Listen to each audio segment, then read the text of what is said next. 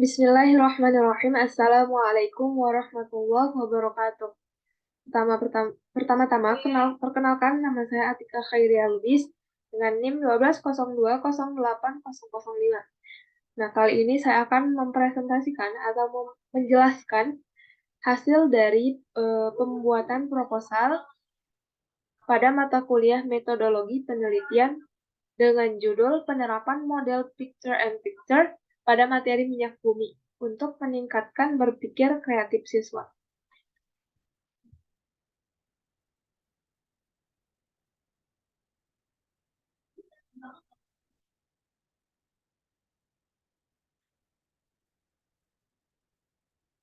Nah, kemudian selanjutnya latar belakang masalah. Nah, mengapa saya mengambil judul ini sebagai judul dari penelitian proposal? Karena kan dikutip dari Suprijono 2011 yang menyatakan bahwa model pembelajaran picture and picture dapat membantu siswa dalam menangkap materi lebih cepat dengan cara guru menunjukkan gambar-gambar dari materi yang ada kemudian dikembangkan dengan tahap-tahap dalam model tersebut. Nah, kemudian model ini juga mengembangkan strategi pembelajaran yang menggunakan gambar sebagai medianya.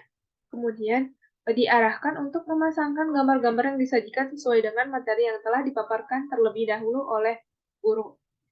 Selain itu, model pembelajaran picture and picture ini juga dapat membantu siswa dalam meningkatkan berpikir kreatif. Nah, siswa dikatakan kreatif apabila mampu melakukan sesuatu yang menghasilkan sebuah kegiatan baru yang diperoleh dari hasil berpikir kreatif dengan mewujudkannya dalam bentuk sebuah hasil karya baru. Nah, hal ini sejalan dengan pendapat Semiawan 1984 yang menyatakan bahwa kreativitas merupakan kemampuan seseorang untuk memberikan gagasan-gagasan baru dan menerapkannya dalam pemecahan masalah. Nah, berdasarkan latar belakang masalah yang telah diuraikan secara singkat ini, saya tertarik untuk melakukan penelitian dengan judul penerapan model picture and picture pada materi minyak bumi untuk meningkatkan berpikir kreatif siswa.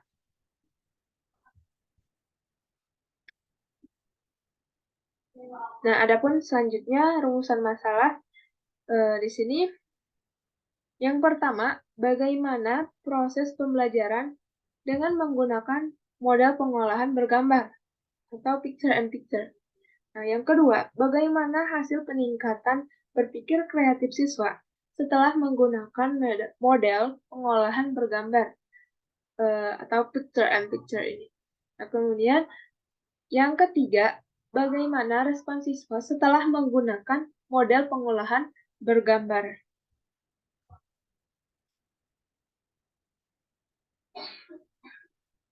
Nah, adapun selanjutnya yaitu tujuan masalah atau tujuan penelitian ini. Yang pertama, tujuan dari penelitian ini yaitu menjelaskan proses pembelajaran kimia dengan menggunakan model pengolahan bergambar atau picture and picture. Nah, kemudian yang kedua, mengukur hasil peningkatan berpikir kreatif siswa setelah menggunakan model tersebut atau model picture and picture.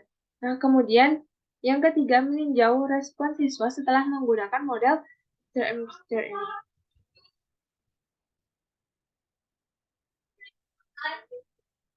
Nah, adapun selanjutnya di sini manfaat penelitian. Nah, manfaat penelitian ini yang pertama bagi siswa. Nah,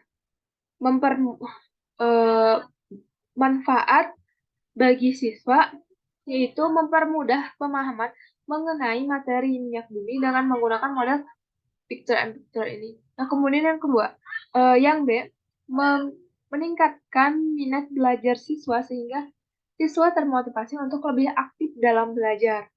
Nah, adapun yang kedua bagi guru. Nah, bagi guru dapat menambah wawasan tentang model pembelajaran yang inovatif dan menarik. Nah, menambah wawasan tentang model pengolahan picture and picture ini agar dapat dijadikan sebagai bahan referensi untuk aplikasi dalam pembelajaran nantinya. Nah, adapun manfaat penelitian ini bagi sekolah yaitu hasil dari penelitian ini dapat dijadikan acuan untuk pengembangan atau pelaksanaan pembelajaran yang ada di sekolah tersebut. Nah, kemudian manfaat bagi peneliti yaitu perlu adanya pemahaman yang jelas tentang fakta di lapangan, terutama pada fakta terkait penggunaan model picture and picture ini untuk melaksanakan strategi belajar mengajar. Nah, kemudian selanjutnya,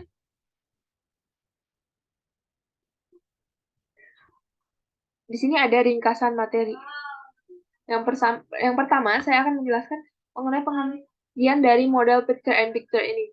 Nah, salah satu model picture and picture ini merupakan salah satu pembelajaran yang dapat diterapkan untuk meningkatkan berpikir kreatif siswa.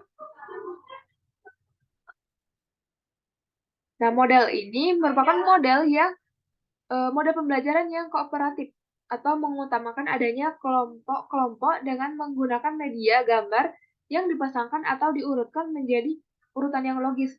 Jadi, model ini tuh menjelaskan bagaimana ya, setelah dijelaskannya materi dari guru, atau setelah guru memaparkan materi, kemudian siswa diarahkan untuk menebak dari gambar-gambar yang telah ditampilkan atau disediakan oleh guru tersebut untuk menambah pengetahuan atau menambah kemampuan berpikir kreatif siswa. Nah, jadi gambar-gambar yang disajikan itu tuh berurutan sesuai materi yang dipelajari. Nah, kemudian selanjutnya yaitu langkah-langkah dari model picture and picture ini. Yang seperti yang saya jelaskan tadi, yang pertama guru menyampaikan tujuan pembelajaran yang ingin dicapai. Kemudian selanjutnya guru menyampaikan pengantar pembelajaran dan selanjutnya guru memperlihatkan gambar-gambar yang telah disimpan.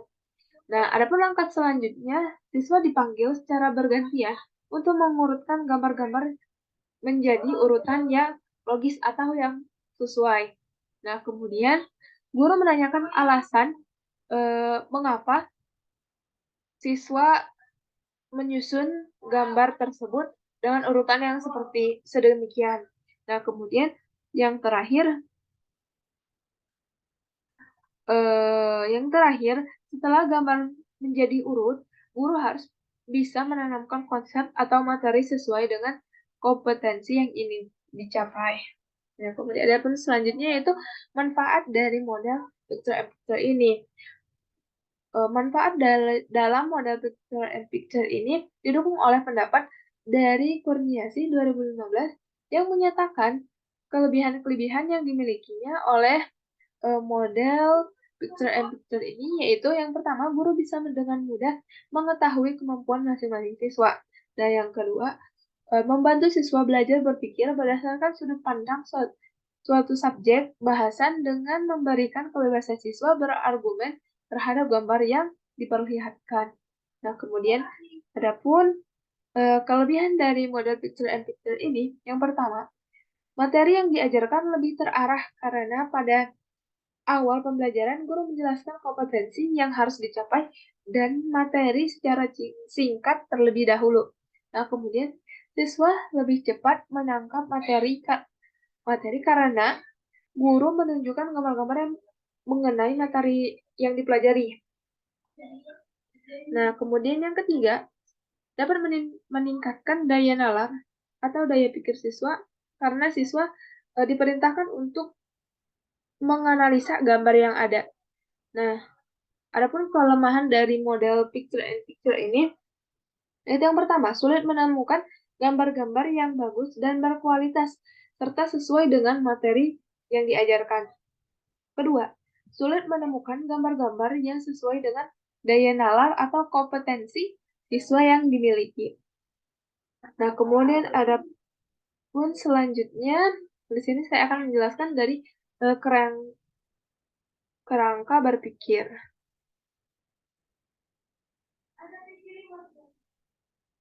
Mohon maaf terlebih dahulu. Di sini saya akan menjelaskan dari definisi operasional dulu. Nah, model picture and picture sendiri merupakan model pembelajaran yang kooperatif atau menggunakan adanya kelompok-kelompok dengan menggunakan media gambar yang telah dipasangkan atau diurutkan menjadi urutan yang logis. Nah, kemudian pengertian dari berpikir kreatif itu sendiri yaitu kemampuan individu untuk memikirkan apa yang telah dipikirkan semua orang, sehingga individu tersebut mampu mengerjakan apa yang belum pernah dikerjakan oleh semua orang.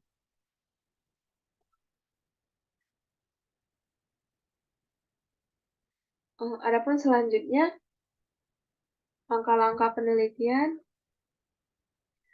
Nah, yang pertama, guru menyampaikan tujuan pembelajaran yang ingin dicapai, kemudian guru menyampaikan pengantar pembelajaran. Nah, setelah itu, guru memperlihatkan gambar-gambar yang telah disiapkan. Nah, kemudian, langkah-langkah selanjutnya, siswa dipanggil secara bergantian untuk mengurutkan gambar-gambar tersebut. Nah, kemudian guru menanyakan alasan logis urutan gambar. Setelah terurut, guru harus bisa menanamkan konsep dan materi yang sesuai dengan kompetensi yang ingin dicapai. Nah, adapun selanjutnya kerangka berpikir. Guru dalam proses belajar mengajar selalu berpengharapan atau mengharapkan agar materi yang disampaikan dapat dikuasai peserta didik dengan sebaik-baiknya. Nah, karena pembelajaran yang masih berlangsung selama ini hanya mementingkan hasilnya saja, tidak mementingkan prosesnya.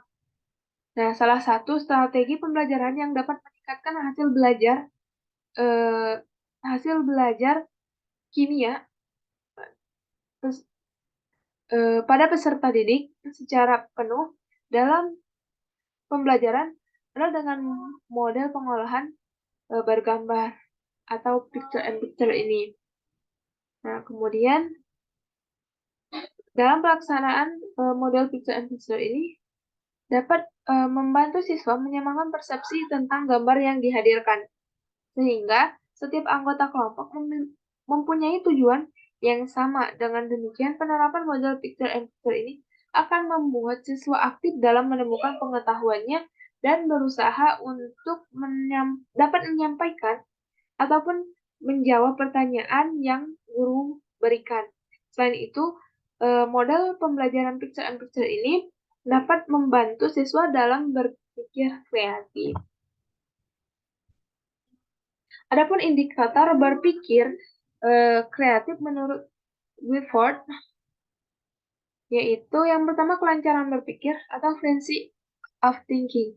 Nah, adapun yang kedua keluasan berpikir atau flexibility. Nah, adapun yang ketiga yaitu elaborasi atau elaboration, dan yang keempat yaitu originalitas atau originality.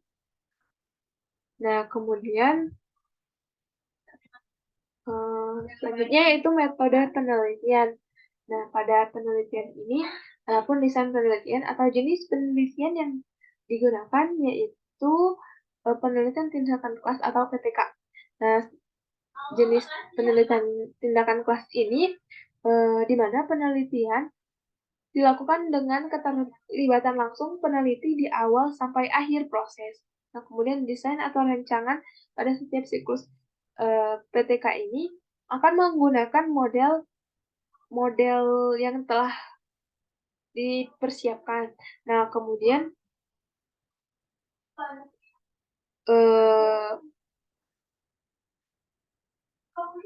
prosedur dari desain atau jenis penelitian ini yang pertama dilakukan perencanaan atau planning.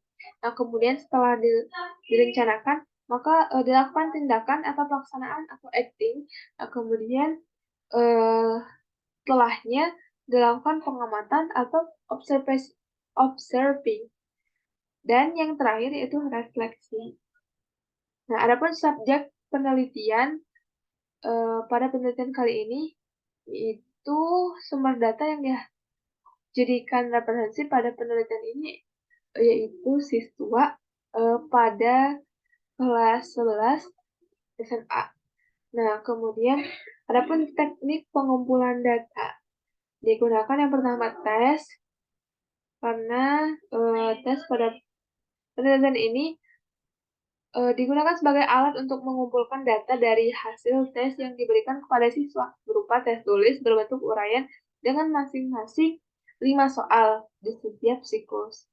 Nah, kemudian tes dilakukan secara tertulis dan dikerjakan oleh masing-masing individu. Setelah dilakukannya tes, maka teknik pengumpulan data yang selanjutnya yaitu observasi. Nah, tempat observasi digunakan untuk mengamati aktivitas peserta didik dalam meliputi kehadiran, perhatian, keefektifan, dan sebagainya. Nah, kemudian adapun teknik pengumpulan data yang terakhir digunakan angket. Nah, lembar angket ini digunakan untuk mengetahui respon siswa terhadap pembelajaran kimia dengan menggunakan model pembelajaran picture. Kemudian adapun teknik analisis data di sini setelah mengumpulkan data untuk pelaksanaan penelitian, maka data yang diperoleh harus dianalisis bagaimana dijelaskan pada proposal, yaitu yang pertama analisis rumusan masalah 1, kemudian analisis rumusan masalah 2 yang terdapat ketuntasan individu, kemudian nilai rata-rata siswa, dan ketuntasan klasikal. Nah, kemudian analisis rumusan masalah 3 yang berisi perolehan skor. Kemudian yang terakhir yaitu agenda penelitian. Nah, agenda penelitian ini berisikan jadwal rencana dari penelitian. Mungkin sekian yang dapat saya sampaikan. Lebih dan kurang saya mohon maaf. Wabillahi taufik wal hidayah. Wassalamualaikum warahmatullahi wabarakatuh.